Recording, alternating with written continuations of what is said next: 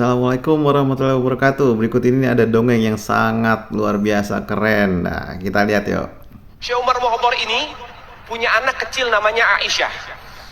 Beliau datang hal, orang wali kalau lagi datang hal bawaannya pengen ibadah. Nah kalau pengen ibadah biasanya kholwat. Kholwat itu menyendiri di kamar sendiri, udah ibadah, wirid, zikir. Tapi hebatnya mereka orang-orang wali, kalau wirid tembok ikut zikir, keluar suara. Tembok ikut zikir. Tempat duduk, karpet, kayu, semua itu keluar suara zikir bareng sama mereka, orang-orang wali. Itu mereka orang wali, orang-orang saleh, kholwat, menyendiri. Datang hal, dia bilang sama istrinya, istri, jangan ada siapapun yang masuk kamar kholwat saya ya, saya pengen kholwat. Iya, sudah istrinya masak di dapur. Syekh Umar Mukhtar lagi kholwat, lagi baca zikir. Kemudian anaknya masih kecil, masih balita, lari sana, lari sini. Kemudian tiba-tiba robos masuk ke kamar kholwat. Nah orang-orang wali kalau sudah zikir, istighraq, mendarah daging, mendalami sampai lupa apapun, nggak ngelihat apapun. Sehingga ketika beliau kaget ada suara orang masuk, langsung dibilang, mut, mati kamu. Seketika itu anaknya kebakar, mati langsung. Sadar daripada Syekh Umar Mukhtar, waduh, anak saya meninggal ini.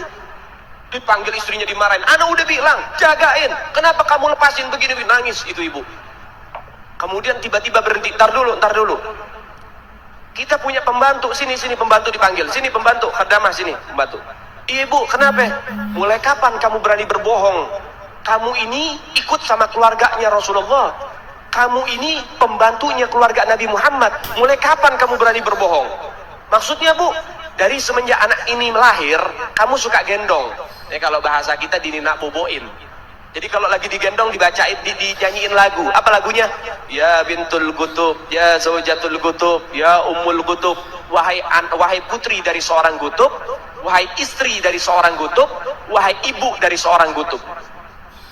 Maksudnya bu, ya kamu bohong, ini anak masih balita. Kalau kamu katakan bintul gutub, putri dari seorang gutub, betul, ayahnya gutub. Tapi kamu mengatakan, ya zaujatul gutub, wahai istri seorang gutub. Ini anak belum menikah, belum jadi istri, tapi sudah meninggal dunia. Berarti itu menjadi kebohongan buat kamu. Sampai begitu didikannya, saudara. Sampai itu dicap bohong. Apa kata pembantunya? Enggak bu, saya enggak bohong. Itu diambil jenazahnya, diindung-indung lagi, dibacain lagi. Ya bintul gutub, ya zaujatul gutub, ya ummul gutub. Itu anak langsung bergerak, berdiri, langsung lari-lari lagi. Ini baru pembantu nih. Kata Syekh Umar Mukhtar, kamu mau ngelawan takdir, anak mati kamu hidupin. Apa kata pembantunya? Enggak tuan, yang ngelawan takdir duluan kan tuan, anak hidup dimatiin. Dia taslim, nyerah satu sama. Ya udah, berarti memang udah takdirnya. Kan tadi hidup, kemudian mati, ya, kemudian sama pembantunya dihidupin lagi. Nah itu dia tadi, keren banget ya, lancar banget ya dalam berkisahnya, dalam berdongengnya. Ini kayaknya udah sering banget dilapasin sama dia nih di dalam ceramah-ceramahnya kayaknya. Dan juga dibilang tadi sehnya kalau udah zikir itu tembok ikut zikir, karpet ikut zikir, bangku ikut zikir, semuanya bunyi katanya. Nggak ngeri itu kayak gitu tuh, tembok jadi bisa ngomong. Ya tadi tiba-tiba si syekhnya itu juga bikin anaknya jadi kebakar terus mati. Kemudian pembantunya bisa bikin mengindung-indung anaknya lagi, kemudian anaknya hidup lagi. Wah luar biasa. Ini dongeng yang sangat luar biasa, ini baru saya denger nih. Yuk kita lihat komen-komennya yuk. Ada sekali-sekali diajari berhitung, jangan dongeng terus. Yang salah adalah DKI masjid. Harusnya sebelum ngundang Mbak Lawi ceramah, dia cari tahu dulu kira-kira menyimpang gak nih. Kalau menyimpang kayak gini kan bisa merusak akidah jamaah. DKI masjid ikut bertanggung jawab atas rusaknya akidah masyarakat. Wah ya luar biasa. Atau emang DKM-nya emang udah terdoktrin sama mereka juga, bisa jadi kan. Astagfirullah, di tempat saya juga ada yang ngaku-ngaku cucu Rasulullah tapi kerjaannya nyabu sama jin. Nauzubillah min dzalik.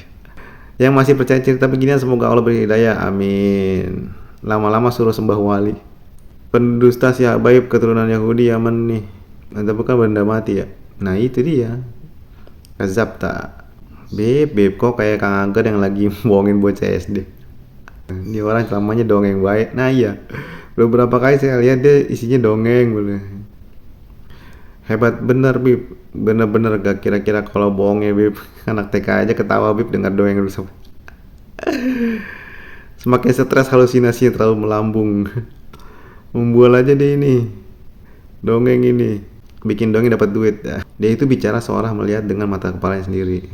Cerita ngibul masih aja ada yang percaya. Penyiasatan umat tapi palsu. Salah satunya keahlian Nyahman. Cerita bohong aja lu. Luar biasa.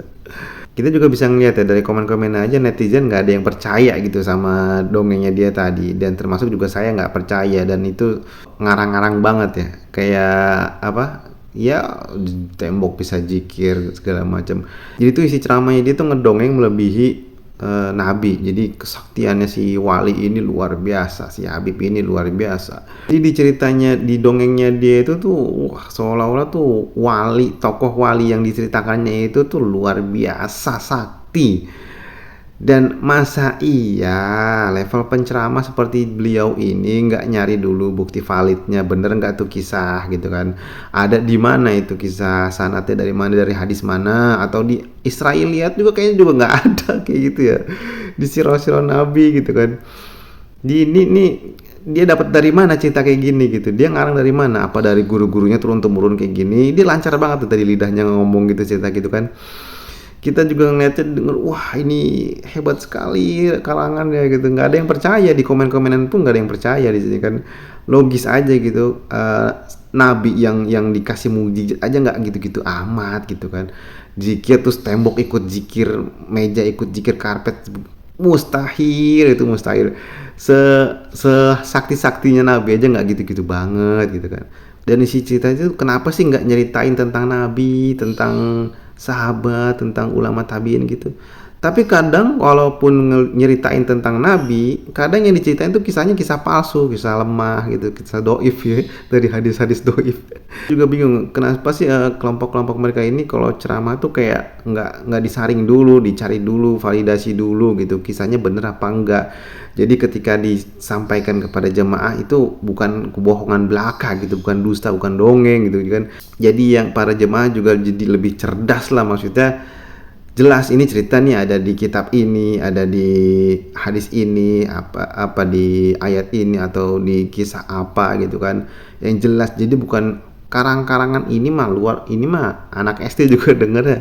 Kelihatan banget ini dongeng. Lebih percaya dongeng si Kancil Nyong Mentimun gitu. Dan juga alhamdulillah dari komen-komennya juga alhamdulillah netizen juga nggak ada yang tertipu dengan dongeng-dongengnya.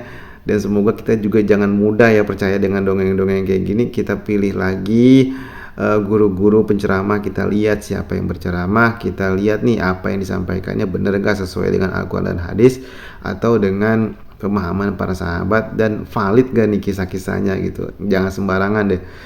Itu pentingnya kita memilih guru dalam belajar agama ya. Semoga bermanfaat. Assalamualaikum warahmatullahi wabarakatuh.